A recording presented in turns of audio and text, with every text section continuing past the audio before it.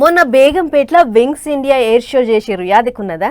తీరొక్క విమానాలు పట్నం వచ్చినాయి. పబ్లిక్ అందరికీ వాటిని చూపించిర్రు. గాళ్ళ గిరికలు కొట్టించిర్రు. భలే చేసిర్రు విమానాల జాతర. ఇక ఇప్పుడు ఇట్లనే విశాఖపట్నం దిక్కు పడవల జాతర నడిచింది. యుద్ధాలు చేసే పెద్ద పెద్ద ఓడలు ఒకటెనక ఒకటి లైన్ కట్టినాయి. పాండ్రి అట్లా సముద్రం ఒడ్డుకు పోయి ఒక్కసారి చూసేద్దాం. ఆగా చూడర్రి, సముద్రపు అలల మీద తేలుకుంటా ఒకటెనక ఒకటి లైన్ కట్టినాయి పడవలు. దుష్మన్గాళ్ళు మన మీదికి లడాయికొస్తే బాంబులేసి వాళ్ళను తుత్తినియలు చేసే పెద్ద పెద్ద పడవలు రంగంలో దిగినాయి. విశాఖపట్నంలో బంగాళాఖాతం సముద్రంలో నడిచింది ఈ పడవల జాతర. రాష్ట్రపతి Murmu madam, CM Chandrababu sir, deputy CM Pawan Kalyan sir, అటు నేవీ ఆఫీసర్లు అందరు పోయిండ్రు.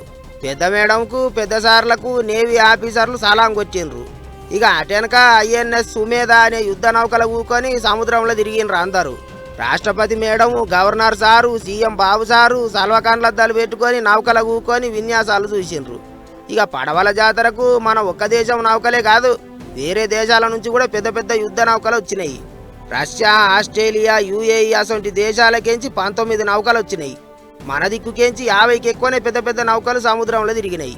ఇక ఇంటర్నేషనల్ ఫ్లీట్ రివ్యూ అనే ఈ నౌకల జాతరను ఏంటికి చేస్తారట అని అంటే, సముద్రాన్ని అన్ని దేశాలు కలిపి కాపాడుకోవాలి, సముద్రానికి ఏమన్నా ఆపతొస్తే అన్ని దేశాలు కలిసికట్టుగా నడవాలి అని సాటి చెప్పేందుకు చేస్తారట. విశాఖపట్నంలో ఈ ఫ్లీట్ రివ్యూ కార్యం పెట్టుడు ఇది రెండోసారట. ఇక మొన్న యుద్ధంలో బాంబులేసే ట్యాంకర్లు సముద్రం ఒడ్డున తిరిగినాయి, గాలి మోటార్లు ఎగిరినాయి, హెలికాప్టర్లతో తీరు విన్యాసాలు చేసిండ్రు. గిట్ల విశాఖ సముద్రం ఒడ్డున ఎప్పుడు చూసినా ఏదో ఒక జాతర నడుస్తూనే ఉన్నది. పబ్లిక్ అంతా ఇచ్చంతరపోయి చూస్తూనే ఉండ్రు.